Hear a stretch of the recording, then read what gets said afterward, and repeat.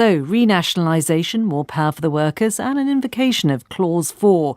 Is this a Labour Party that has now left Blairism firmly behind? I'm joined from the Labour Party conference in Liverpool by Matthew Doyle, who's a former head of the Labour Party press office, and from London by Steve Hedley, Senior Assistant General Secretary from the Railway, Maritime and Transport Union. Good evening to you both. Good evening. Good evening. Steve Hedley, you're a supporter of the campaign Labour for Clause 4. Why is this such an important, really few words for you to have reinserted into Labour's kind of heart and soul, into the way it does things? Well, I think it's because of the significance it has. I mean, when Clause 4 was changed, what it actually meant is that the Labour Party were sending the capitalist class a clear message that they weren't actually going to tinker with their privileges and with their power. And the reintroduction of Clause 4 and its talk about a common ownership of the means of production, about nationalisation, is a clear signal that the Labour Party are no longer prepared to let this capitalist class rule with its absolute power, that it's going to redistribute power and wealth back to working people. Matthew Doyle, when Tony Blair jettisoned Clause 4, it was seen as a turning point, an iconic moment in the party's history.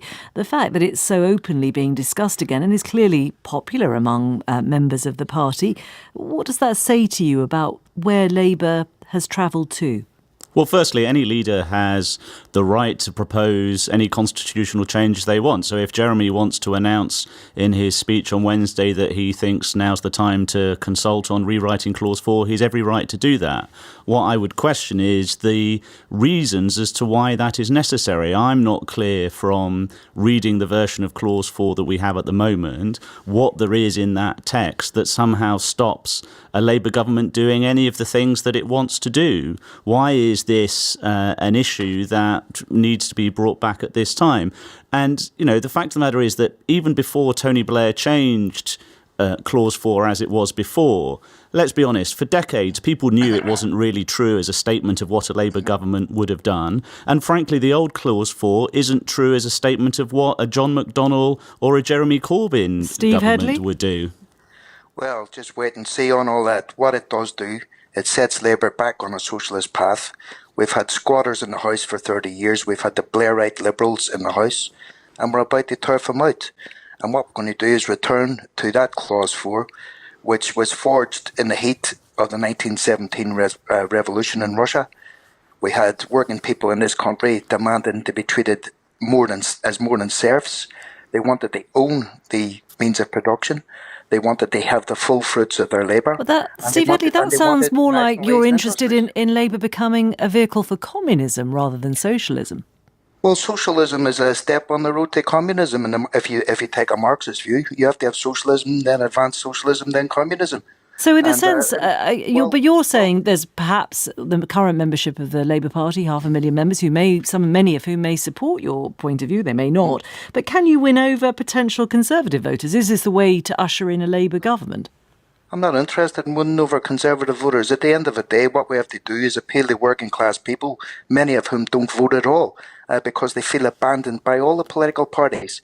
You want us to adopt, or people certainly want us to adopt the strategy of, let's have somebody close to the Conservatives. They tried that in America, didn't they? And they ended up with Donald Trump. They put up Hillary Clinton, a bastion of the establishment, and when people wanted absolute change, if they'd have put up Bernie Sanders, it would have been a different story. So Matthew Doyle, is it you who's out of step with the times? Is there greater public appetite for a move like this now, following the banking crash and all that's meant economically? I don't take an ideological position on whether things should be in the public or private sector. I think everything should be looked on its merits, and I think it's certainly clearly the case, if you take the example of the railways, for example, that the current franchising model has failed and there needs to be change. So this isn't about an ideological position, but where I fundamentally disagree with Steve, and what in a sense he showed by the desire to go back to this language, which, let's be clear, talks about the control of each industry or service in this country. The Labour Party is not a Marxist party. Clause 4, as introduced when Tony Blair was leader, explicitly says the Labour Party is a democratic socialist party. That is the party that we're members of. And, you know, if you are going to go back to this language, Well, are you not a member of the Labour Party, Steve? You're a member of the New Labour Party, and the change. There's only one Labour Party. The fact of the matter is that the really? fact of the matter is Hang on, Steve. Let him finish. Your Hang on. friends are continually undermine the leader because there's one Labour Party. There's a parliamentary Labour Party, it seems, and there's the Labour Party of 600,000 people. Matthew Doyle, describe the Labour Party that you think you're a member of? I'm a member of the Labour Party that's values are set out in that Clause 4 that was agreed by the party in the run-up to the 97 election, which talked about having power, wealth and opportunity in the hands of the many and not the few in a spirit of solidarity, tolerance and respect. I don't see what is wrong with those words or why they aren't still the values of the Labour Party today. Steve Hedley? Because, like all new Labour spin, they actually mean nothing.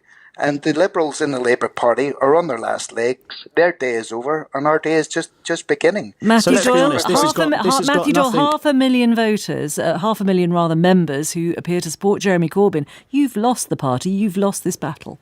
So let's be clear from what Steve's saying. This isn't really a debate about economic policy. This is just about trashing further the last Labour government. And that's fine. If Steve thinks there's a value in that, then, fine. I personally think actually the majority of Labour voters in this country are proud of what the last Labour government achieved on everything from the minimum wage to LGBT rights to peace in Northern Ireland. I'm very proud of what the last Labour government achieved, and I don't think it helps us win the next election. And I don't think it helps us win the next election by trashing the record of the last Labour government. Steve Hedley, then, is the Labour Party changed? Is he proud of the illegal war in Iraq? Is he proud of the war criminal Tony Blair? Okay. He's the person that destroyed the Labour Party, and we're about to get the squatters out of the house. And if the person on the other end of the line wants to join him, mind the door on his way out. Steve Hedley, Matthew Doyle, thank you both very much indeed. Well, our political correspondent Chris Mason is at the Labour Party conference in Liverpool, and he's on the line now. Chris, heated debate there. You can see the direction of the party is changing.